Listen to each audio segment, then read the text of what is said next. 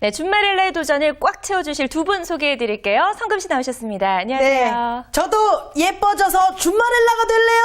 아, 근데 남자가 없고요. 에이, 일이라도 열심히 할래요. 근데 일도 없고요. 항상 토잡을 꿈꾸는 개그우먼 서성금입니다. 네, 성금 씨. 자, 제가 오늘 오프닝에서 예뻐지는 비결을 소개했거든요. 네. 어떤 게 가장 솔깃하세요? 전 솔직히 타지 않아요. 그래요? 왜냐면 이뻐지려면 염분도 끊어야 되고 디저트도 끊어야 되고 설탕도 끊어야 되고 동물성 식품도 끊어야 되니까요. 다 끊어야 되죠. 다 끊어야 뭘 먹고 네. 살죠 도대체? 그러게요. 그 중에 하나라도 좀 오늘 끊어서 다들 예뻐지셔야 될 텐데요. 네. 자, 그리고 매주 여자를 위한 직업을 소개해주시는 김현주 대표님 나오셨습니다. 안녕하세요. 네, 안녕하세요. 네. 김현주입니다. 자, 대표님은 어떤 게 가장 솔깃하세요? 뭐 워낙 예쁘시니까. 아, 그거는 저도 염분 들어간 걸 짠 음식이나 뭐 매운 음식을 좋아하기 때문에 네. 조금 솔깃하기보다는 참아야 되겠다 그 생각은 드네요. 그렇죠. 네. 자, 오늘은 여성분들을 위한 좋은 직업 어떤 직업을 준비해 오셨나요? 네. 혹시 그 복지국가나 아니면 국민이 살기 좋은 나라라고 하면 어디가 떠오르세요? 대한민국. 정말요? 뭐 대한민국도 그렇지만 사실 동유럽 국가들? 오. 아니 뭐 스웨덴, 스위스 이런 네. 나라들. 또 뭐. 이렇게 할 땐 풀이 많은 나라가 살기 좋은 나라라고 그러더라고요. 네. 네.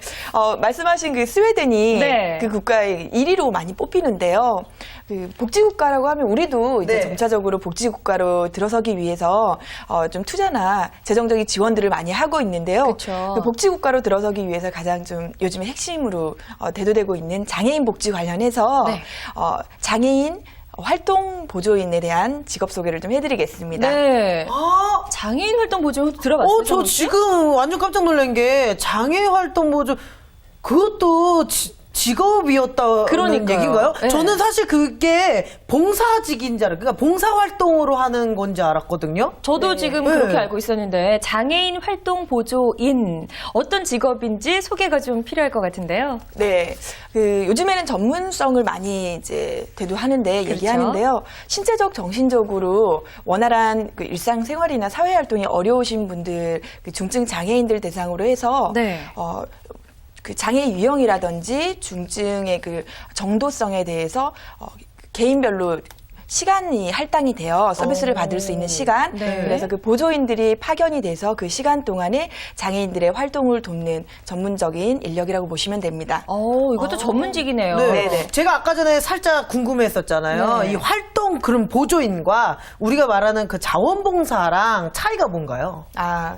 그 자원봉사는 그 말 그대로 자발성에 기초한 부분이기 때문에 어떤 전문성을 요구하기나 아니면 그 사람들의 실수나 모르는 것에 대해서 책임을 묻기가 좀 어려워요. 그렇죠. 예를 들어서 중증 장애인들 같은 경우는 장기적인 요양이나 간병이 좀 필요한 부분이 있는데 그분들한테 단기적으로 자원봉사를 갖다가 금방 나는 이거 힘들어서 못하겠어 또는 네. 실증이 나 그래서 금방 빠지는 경우에는 그분들의 심리적인 불안 상태를 유발할 수가 있고요. 그렇죠. 혹은 또 재정적인 이런 부분에 대해서 담당을 해야 되는데 그 부분에 대해서 관리를 해줄 수 없는 사람이라고 한다면 전문성이 좀 떨어지기 때문에 믿고 맡기기 어렵다는 점이 있고요. 반대로 그 유급으로 저희 활동 보조인을 하시는 분들은 네. 사전에 교육을 다 받으세요. 일단은 뭐 장애인에 대한 기초 이론적인 지식부터 장애인의 혜택에 대한 이론들 네. 그리고 그런 이제 상호 교류할 수 있는 부분들에 대해서 습득을 한 상태이기 때문에 아무래도 믿음이나 좀 맡기고 할 수 있는 부분들이 있죠. 그렇군요. 네. 그러니까 분명히 차이가 있네요. 자원봉사와 장애인 활동 보조인. 네. 그렇다면 장애인 활동 보조인을 한다면 자원봉사했던 어떤 경험들도 참 도움이 많이 될 것 같다는 생각이 드는데요. 성금 씨 혹시 자원봉사 활동 해본 적 있어요? 저는 고교 시절에요. 자원봉사로 상을 탄 적 있어요. 상을 타셨어요? 그 당시에 제 사춘기와 맞물려서 책임감이 굉장히 이렇게 샘솟았을 때 네. 그때예요. 그래서 진짜 저분들 내가 도와주지 않으면 안 되겠다. 그래가지고 방학이면 방학, 쉬는 날이면 쉬는 날 그렇게 가서 봉사활동 했고요. 그리고 또 저희 집 주변이 굉장히 좋았던 게 저희 집에서 조금만 더 올라가면 이렇게 보육시설이 있었어요. 네. 그래서 거기 가서 아이들과 노는 재미에 푹 빠져가지고요. 또 아이들과 저는 놀았는데 또 자원봉사 시간도 생기고 그 다음에 또 상도 받고 네 좋은 성우 경험을 씨 했죠. 정말 괜찮은 여자네요. 네. 이렇게 몰랐어요. 자, 봉사활동 경험까지 남자분들이 좀 알아야 되는데요. 그러게요. 저도 이 예전에 이제 대학교 시절에 시립아동병원이라는 곳이 있어요. 거기서 이제 장애 아이들을 돌봤던 기억이 있는데 아직도 좀 기억이 새록새록해서 오늘 이야기를 들으면서 저도 좀 귀가 솔깃할 것 같은 생각이 들거든요. 네. 어떻게 성금 씨나 저 같은 사람들이 하기에도 무난한 어떤 직업이라고 생각하시나요? 네, 저는 제 생각에는 서진 씨와 성금 씨를 곁에서 봤을 때는 네. 성품 자체가 너무 온화하시고 또 다른 사람들을 배려해 주시는 부분들이 있기 때문에 부럽네요. 특히나 성금 네. 씨는 밝은 이미지가 아마 그 중증 장애분들한테도 도움을 많이 줄 수 있을 것 같아요. 그렇죠. 네. 어떤 기본적인 자질 자체가 조금 성우 씨 같은 분들에게 더 적합할 것 같다는 생각이 드는데요.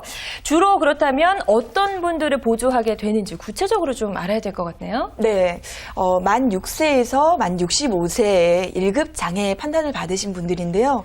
예를 들어서 지체장애나 발달장애, 시각장애나 뭐 청각장애 등의 네. 1급 장애를 가지신 분들이신데 일반적인 골절이나 이런 걸로는 해당이 안 되시고요.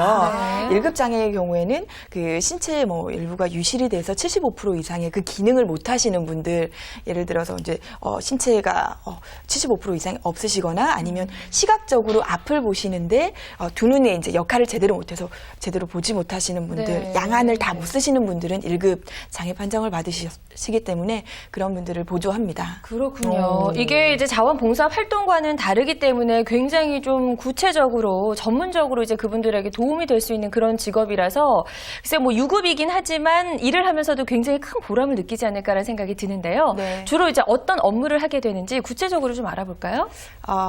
주로 업무는 크게 5가지 정도로 나뉘는데요. 네. 우선 신변 보조 업무를 하게 됩니다. 신변 보조 업무는 개인이 밥을 먹을 수 있는 능력이 없다거나 아니면 혹은 몸을 움직이기 어려워서 샤워 같은 경우를 좀 하기 어려울 때가 있어요. 이럴 중요하죠. 때는 한 번씩 이제 보조를 해줘서 샤워를 해주는 그 신변 보조 업무도 있고요. 네. 아니면 가사 보조 업무도 있습니다. 가사 보조요? 네, 식사를 챙겨 드셔야 되는데 끼니에 맞춰서 식사를 준비할 수가 없을 때 만들어 주시고 또 청소 등의 이제 이런 업무들을 도와주시는 게 있으시고요. 네. 또 커뮤니케이션 대조 업무가 있으세요. 커뮤니케이션은 시각장애나 청각장애 또 이제 활동이 어려우신 분들한테 낭독을 해주시거나 아니면 대피를 해주시는 업무들이 있으시고요. 그리고 이동 보조를 해주시는 분들이 있으세요. 그렇죠. 이제 몸이 좀 불편하신 분들이 많으시니까. 네. 그래서 몸이 불편하시니까 같이 이동을 해주시거나 간혹은 대리운전도 해주세요. 차가 있으시는 분들이 있으신데 너무 이제 경련이 왔다거나 이럴 때는 운전을 대리로 해주시고 아동의 경우에는 그 통학을 또 도와주는 경우들이 있어요. 네. 그리고 성인의 경우 요즘에 장애인 분들도 취직을 많이 하시잖아요. 출퇴근을 도와주시니까 아무래도 이동의 수단에도 좀 도움이 많이 되시고요. 굉장히 업무가 다양하네요, 네. 정말. 예. 근데 아까 전에 잠깐 얘기하셨지만 그 해당 사항이 장애 등급 1등급이라고 말씀하셨잖아요. 네네. 그러면 거의 중증 장애인 수준이시잖아요. 네. 그러면은 이렇게 그분들을 관리하고 그분들을 도와준다면 이 마인드나 자질 같은 게 다른 분들하고 조금 달라야 되지 않을까 이런 생각을 좀 해봤거든요. 그러게요. 네. 아무래도 심리적으로나 정신적으로 고통을 좀 많이 받고 있으신 부분이 있으니까 다른 사람을 케어할 수 있는 네. 그리고 지속적으로 관리를 해줄 수 있는 책임감이 가장 중요하게 작용을 하고요. 더불어서 금전 관리라든지 재정적인 지원을 계속 스케줄 관리나 이런 것들을 해줘야 되기 때문에 그 사람을 믿고 따라갈 수 있는 신뢰성이 또 더불어서 부각이 되고 있습니다. 그렇습니다. 네. 자, 장애인 활동 보조인에 대해서 우리가 알아보고 있는데요. 이분들이 이제 중증 장애인 분들을 케어하다 보니까 정말 어떤 일정 수준의 자질도 필요할 것 같고요. 자격도 좀 필요할 것 같다는 생각이 들어요. 굉장히 좀 많이 의지하고 믿고 이렇게 좀 같이 지내야 될 것 같다는 생각도 들거든요. 어떤 자격들을 갖춰야 될까요? 네. 특별한 자격은 이제 없는데요. 좀 요구되는 자격이라고 한다면 만 18세 이상의 성인이 해당이 되고요. 정신적인 또는 신체적인 건강함을 증명할 수 있어야 되세요. 예를 들어서 보건소에서 진단서를 건강 진단을 받으셔서 그게 통과가 되시면 네. 40시간의 의무 교육을 이제 이수를 하시면 되고요. 요즘에는 그 외국인 노동자들이 국내에 많이 그 체류를 하고 계신데요. 그쵸. 외국인 노동자들 중에서도 앞서 말씀드린 그 조건에 해당만 되신다면 활동 보조인으로서 역할을 하실 수가 있으시고요. 오, 이거는 또 굉장히 좀 특이한 상황이에요. 네. 사실 우리 외국인 노동자분들께서는 이제 그 외국인이라는 어떤 그것 때문에 직업을 구할 때 굉장히 좀 제한이 많았잖아요. 그쵸. 네, 외국인 노동자도 충분히 된다고 하니까 참 좋네요. 네. 그리고 또 궁금한 게 이 전문 교육을 또 받아야 되지 않을까. 이 저희가 또 여태까지 투잡을 이렇게 배워왔을 때 보니까 그쵸? 제가 습득한 지식으로는 분명히 뭔가 전문 교육이 있어요. 받으셔야 돼요. 네, 똑같이 또 받으셔야 되고요. 까다롭지는 않으세요. 40시간 정도의 의무 교육과 네. 10시간의 현장 실습을 이제 거치고 나시면 이수가 되시는데요. 혹시 또 유사 경력자의 경우는 20시간 정도의 의무 교육만 수료를 하시면 활동 보조인으로 활동을 하실 수 있습니다. 아. 그래요? 근데 지금 이제 유사 경력이 있으신 분들은 약간 이제 특혜가 있다라고 말씀하셨는데 유사 경력이라고 하면 어떤 건가? 뭐 자원봉사했던 어떤 이런 여러 가지 경력들이 다 포함이 되나요? 네, 유사 경력자로 한다면 국가에서 재정을 투입해서 하는 그 사업 중에서 돌보미 사업이 있어요. 오. 그 돌보미 사업에 참여한 그 최근 1년 내에 360시간 이상을 이수한 그 업무를 하신 분들을 대상으로 네. 하는 거고요. 예를 들어서 간호조무사나 아니면 노인요양사 또는 간병사, 네. 그리고 뭐 사회복지사 등이 있습니다. 오. 네. 굉장히 또 많네요. 이렇게 알아보니까. 네. 성우 씨 어때요? 좀 관심이 생기나요? 이게 근데 네. 저희가 지금 투잡을 알아보고 있잖아요. 이게 과연 투잡으로 적합할까? 왜냐면 그분들이 내가 24시간 필요할 수도 있는 거잖아요. 그렇죠. 네, 그런 생각을 좀 해봅니다. 그러면 우리가 교육을 받는데 40시간 동안 뭘 배우나요? 네. 그래서 어떤 내용들을 네. 배우는지 교육 과정 좀 소개해 주시죠. 네, 교육 과정은 크게는 뭐 업무에 대한 우선 파악이 돼야 되기 때문에 업무 보고하는 부분이나 기록하는 부분들에 대한 교육을 하고요. 네. 그리고 의사소통이나 관계 형성에 대한 기본적인 심리 교육도 같이 겸하게 됩니다. 또는 그 장애인들에게 혜택을 줄 수 있는 장애인 복지 관련한 사업들에 대한 전반적인 교육도 좀 이행이 되고요. 끝으로 그 장애인들하고 같이 활동을 하다 보면 간혹 사건이 발생하거나 그렇죠. 갑작스럽게 일이 발생했을 때 응급 처치를 해야 되는 부분이 그렇죠. 있으세요. 그래서 그 부분에 대해서 교육도 같이 이루어지고 있습니다. 네. 이제 다양한 교육을 필수적으로 받아야 될 것 같다는 생각이 분명히 듭니다. 또 사실 이게 쉽지만은 않은 일일 것 같다는 생각이 드는데 그래도 이제 우리 섬세하고 굉장히 좀 다정다감한 어떤 그런 성품을 지닌 여성분들도 준마렐라 분들이라면 훨씬 더 좀 가능성이 있지 않을까라는 생각이 드는데요. 지금 우리가 이제 교육 과정을 쭉 알아봤어요. 성금 씨는 어떤 부분이 좀 자신 있나요? 저는 함께하는 거에 네. 좀 이게 그분들도 얼마나 이 몸이 한 곳에만 있으셔야 돼요. 누가 그쵸. 도와주지 않으면 움직일 수 없는 분들이 많으시잖아요. 그분들도 얼마나 이게 우리말로 좀이 쏘신다고 그러잖아요. 맞아요. 그리고 또 이렇게 그분들 얘기 들어보면 에휴, 사는 게 재미없어 이런 얘기를 많이 하시더라고요. 제가 그분들을 좀 같이 이렇게 하면서 좀 재밌게 해드릴 수 있지 않을까. 네, 이런 부분에서 또 맞아요. 제가 성금 또 씨는 누구나 이렇게 딱 보면 즐겁게 해주는 어떤 그런 페이스, 그다음에 그런 어떤 유머 이런 걸 네네. 갖고 있기 때문에 페이스요? 보기만 해도 웃깁니까? 전 성우 씨 보기만 해도 기분 좋아지거든요. 네. 네, 그런 매력이 있기 때문에 충분히 가능할 것 같다는 생각도 오. 들고요.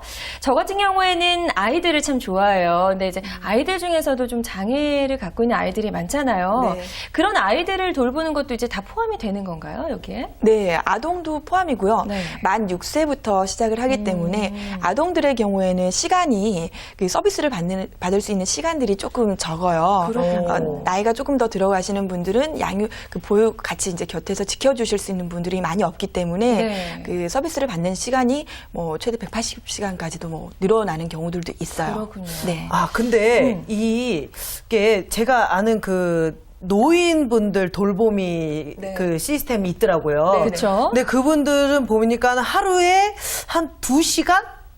에서 4시간 이렇게 정해져 있더라고요. 네네. 그래서 그 돌보미 하시는 분들이 이게 몇 집을 이렇게 어머니 아버님들을 찾아가신다고 그러더라고요. 네네. 근데 이것도 그렇게 되는 시스템인가요? 네, 말씀하신 내용이 거의 이제 활동 보조인 시스템하고 비슷하신 것 같고요. 네.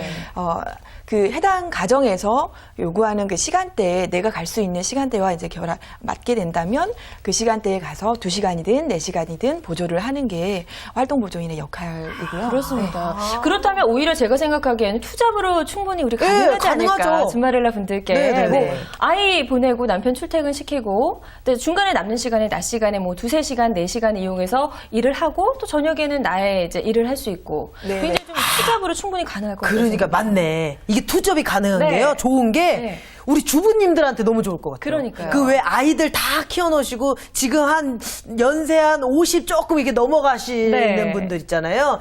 이게 엄마잖아요. 그러니까 엄마의 마음으로 그리고 그렇죠. 요리 같은 것도 얼마나 잘하십니까? 맞아요. 가능하네. 투잡 좋네. 좋아요. 그래서 성금 씨가 안 하고 이제 어머니께 우리 엄마요. 어머니께 추천하는 우리 엄마 걸로. 집에 있느니 뭐해? 괜찮네요. 네. 네. 지금 이제 듣고 계신 준마렐라 분들, 보고 계신 분들 잘 들으시고요. 한번 좀 도전해 보시면 참 좋을 것 같다는 생각이 듭니다. 자, 우리가 이제 충분한 교육을 받아야 된다고 했는데요. 그렇다면 이제 교육을 받았습니다. 그렇다면 이제 어떻게 취업처를 구할 수 있는지 그것 좀 네네. 알려주시죠. 우선은 취업처는 교육을 이수하고 나면 교육기관에서 온라인 정보 시스템에 바우처라는 시스템에 등록을 하게 됩니다. 그 바우처에는 업무 시간이라든지 급여 또는 이제 그 업무 분장에 대한 관리를 하게 되고요, 받게 네. 되고요.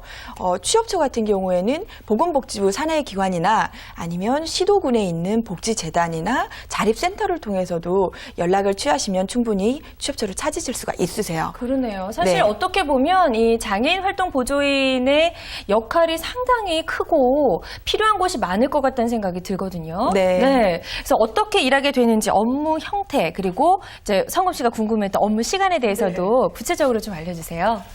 업무 형태는 보통은 그 시도군의 자립센터에 배정이 되면요, 그 배정된 그 해당 관할 지역의 가정으로 파견이 되는 형태고요. 네. 해당 시간은 뭐 아까 좀 전에 말씀드렸던 그 가정에서 원하는 이용자가 원하는 시간과 또 본인이 보조인으로서 제공할 수 있는 시간을 먼저 협의를 하시면 해당 시간에 가정으로 출퇴근하시면서 업무를 보실 수가 있으시고요. 네. 말씀하신 대로 투잡, 쓰리잡도 가능하신 부분이 아동의 경우에는 40시간 최소 40시간이고 성인의 경우에는 최대 180시간까지 업무를 보실 수 있는데요. 180시간이요? 네. 네. 근데 한 가정에서 180시간을 한 달간 다 소모하진 않거든요. 그렇군요. 그래서 비는 시간에는 다른 가정으로 이동을 하셔서 네. 업무를 보시고 또 이렇게 같이 연계를 하시는 것도 방법이세요. 그러네요. 그러니까 한 가정뿐만이 아니라 내가 이제 한 2-3곳의 가정을 돌아가면서 이제 돌볼 수도 있을 것 같다는 생각이 들고요. 자, 우리 많은 준마렐라 분들 잘 시청하시면서 좀 관심을 가지셨으면 좋겠습니다. 자, 그런데 이제 뭐 여러 가지 또 다른 궁금하신 사항들이 있으실 것 같아요. 이렇게 뭐 기타 문의나 도움이 필요할 때 우리가 도움을 받을 수 있는 곳이 있나요? 네. 우선 뭐 장애인 가정, 장애우를 가진 그 가정이시라면 자립센터나 아니면 보건복지부 콜센터를 통해서도 도움을 받으실 수 있고요. 네. 지원자의 경우에도 똑같이 보건복지부 콜센터를 통해서 129번을 누르시면 해당 사항에 대한 궁금증을 좀 해결하실 수 있을 것으로 생각됩니다. 그래요. 네. 저기 네. 제가 지금 얘기를 들어도 얘기 참 잘 들었습니다. 근데요. 네. 이게 진짜 좀 무식한 질문일 수 있는데요. 네. 사실 빼놓긴 좀 그렇거든요. 그렇죠. 그래서 우선 죄송하다는 말씀 좀 드리면서 아니, 뭔지 질문을 알 좀 것 같아요, 성훈 씨. 하도록 이렇게 뜸을 하겠습니다. 들이는 거 보니까. 네.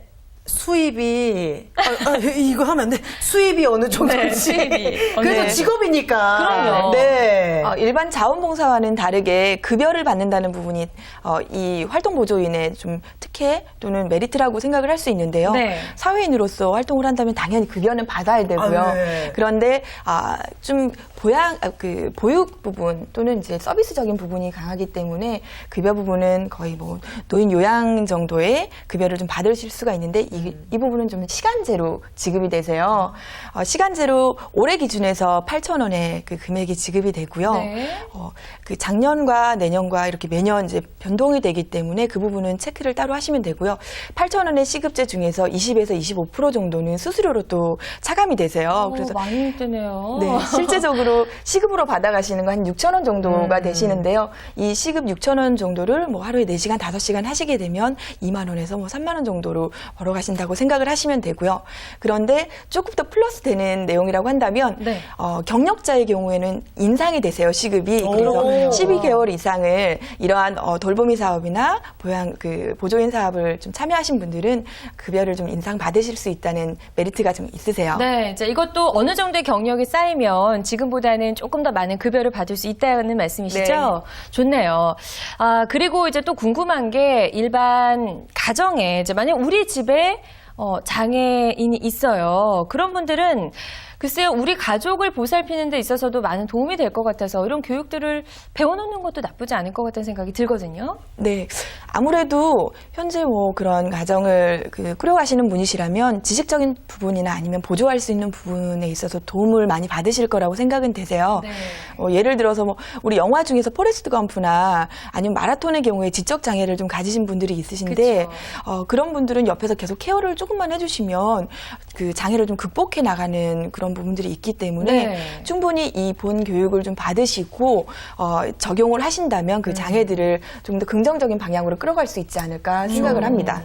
그렇다면 이런 분들은 이제 교육을 받으시고 혹시 자신의 가족 중에 있는 장애인을 보살피는데도 어떻게 급여를 받을 수 있나 이런 생각도 좀 드실 것 같은데요. 네. 혹시 가능성이 있는지요? 그 노인 요양보호사 같은 경우에는 가능한데요.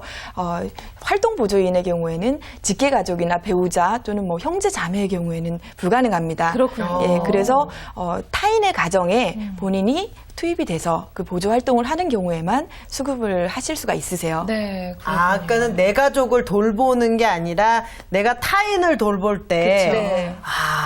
근데 이 직업이요.